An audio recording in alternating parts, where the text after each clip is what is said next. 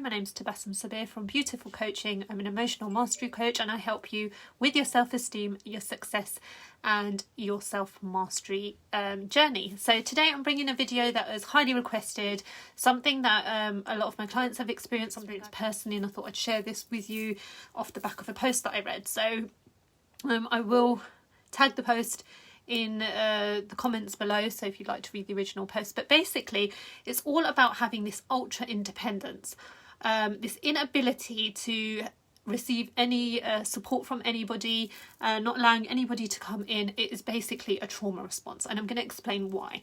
So when you start with that mindset of I don't need anybody, or I'll just do it all myself and I'm better off alone, what is it that you're actually doing? You're creating some sort of defense mechanism, which is usually stems from abuse or betrayal or disappointment or neglect. And a lot of my clients have had this experience, and I myself have as well.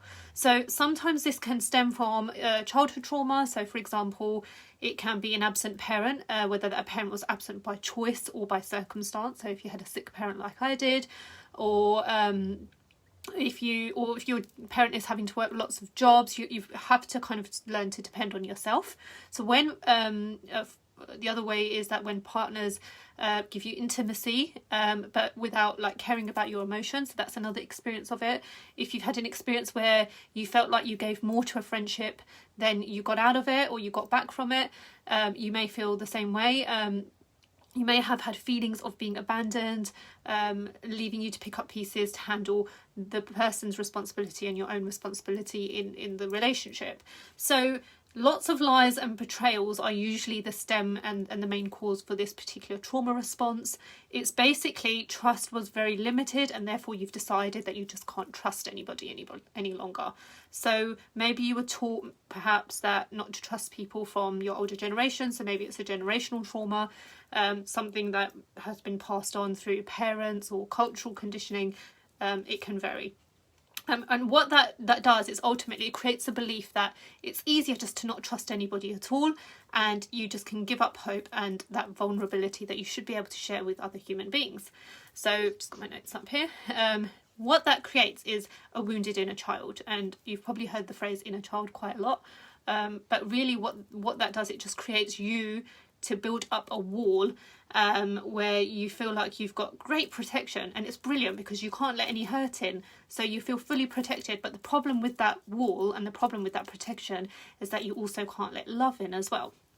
So love can either can't penetrate that wall and that boundary as well, and good things and good positive emotions and relationships and vulnerability cannot penetrate that wall either. But the great news is that trauma can be acknowledged and it can be healed, and that's one of the things that I do with my clients. So for example, after you've acknowledged and healed from the hurt and the betrayal and the lies and all the emotions underlying it, and let go of all of the negative emotions at the unconscious level, all your limiting beliefs around that, you can then begin to realise that you are worthy of support. You are worthy of true love. You are worthy of being adored and cherished and being in a stable relationship. You're worthy to receive. You're worthy to earn it. You don't have to earn it. You don't have to prove it. You don't have to bargain for it, and you don't have to beg for it. So that's the message I really wanted to send out today. If you have been a victim of neglect of some sort, and again, I'm not saying this is done on purpose, it could be a problem of circumstances, please do reach out. I'd love to help, and let's have a chat.